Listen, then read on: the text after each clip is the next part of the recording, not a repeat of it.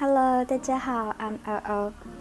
I can't stop laughing just thinking about the idiom story I'm about to tell today. I prepared 3 stories I think they are interesting.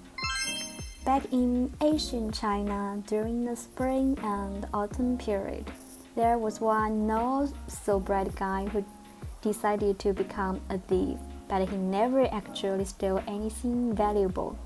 One day he saw a huge bronze bell hanging at the entrance of someone's house. Back then, only wealthy, powerful families owned stuff like that. It was a musical instrument and could also be used to tell the time. This big bell was made of high-quality bronze with really beautiful shapes and patterns. The thief got super excited and thought, "This must be worth a lot of money. Why wait? Go on." So he ran right under the bronze bell, trying to take it down and haul it back home. But the bronze bell was too solid, huge and heavy. He used all his strength and still couldn't budge it. So he thought, "Alright, forget it. It was too heavy, I'm out." But then he looked at it again and thought, "Wait, if I don't take something this big and valuable, what kind of thief am I?" So he squatted down and started thinking, and he really came up with an idea. If I break it into small pieces, I can carry them whole one by one. It's kind of impressive he managed to come up with that. Beaming with excitement, the thief picked up a stone and started smashing the bronze bell with all his strength. Gong! The loud noise scared him half to death. Panicking, he thought, "I'm screwed. If the owner hears this, they will know I'm here. I've got to cover up the sound." So the thief jumped up and landed right on the bronze bell, trying to cover the sound with his arms. But how could he possibly block such a loud noise with his hands? The more he listened, the more scared he got. In the end, he dropped to the ground and covered his own ears. "Hey, this works. I can't hear the bronze bell anymore." Sorry. He thought like this, feeling pretty proud of himself. Meanwhile, he had no idea that the door behind him had already opened, and owner was coming up with him with a stick. This kind of behavior is called covering your ears while stealing a bell, 掩耳盗铃. It means fooling yourself, trying to hide something in a really stupid, self-deceiving way. By the way, the word bell, 铃, originally referred to a large bronze bell, 青铜钟. Over time, it evolved into a smaller version called 铃 in idiom. So yeah, that thief wasn't very smart. But what about the rich guy? Still in ancient times, there was another man, let's call him Zhang San. He was extremely calculating with money, always looking for ways to save. In just 1 year, he'd already saved up 300 taels of silver. He would wait until everyone was asleep, then get up and admire his money. By the way, I also like doing this. But after a while, he started thinking, where should I hide all this silver? He was worried that thieves might steal it, so he kept trying to figure out a really safe place to stash it.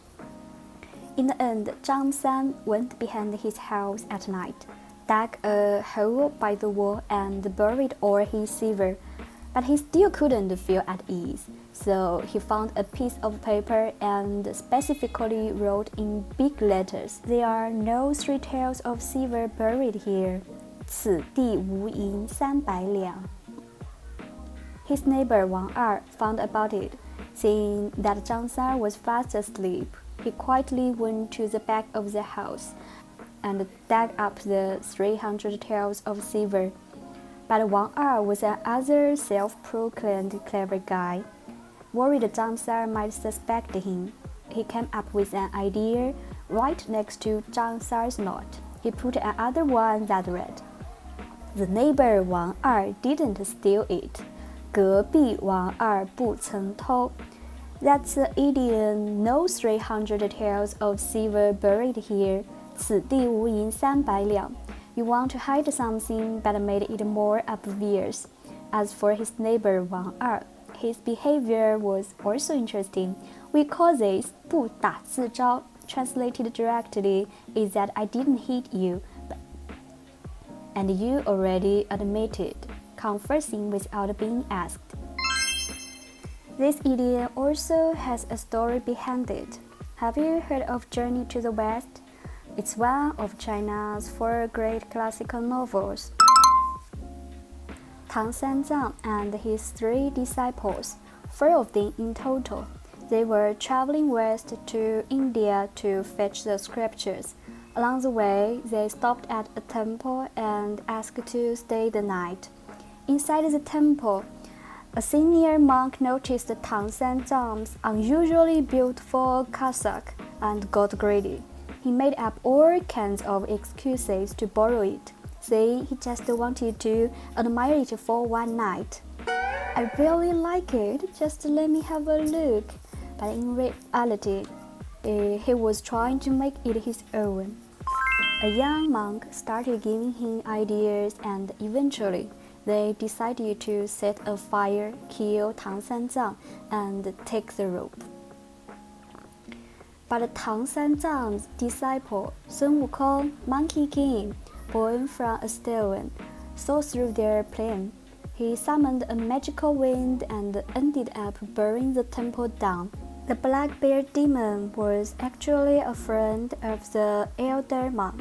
He originally came to help put out the fire, but when he saw the rope, he wanted to, so he gave up on saving anyone and stole the rope instead. He then told his monster friends in a few days it would be his birthday. He planned to hold a gathering to show off the Buddhist robe and invite everyone to come admire the treasure he'd gotten. Following the clue, Monkey King tracked the black bear demon back to his lair and overheard their conversation. That's how he found out the demon had taken the rope. The demon ended up exposing himself without realizing it.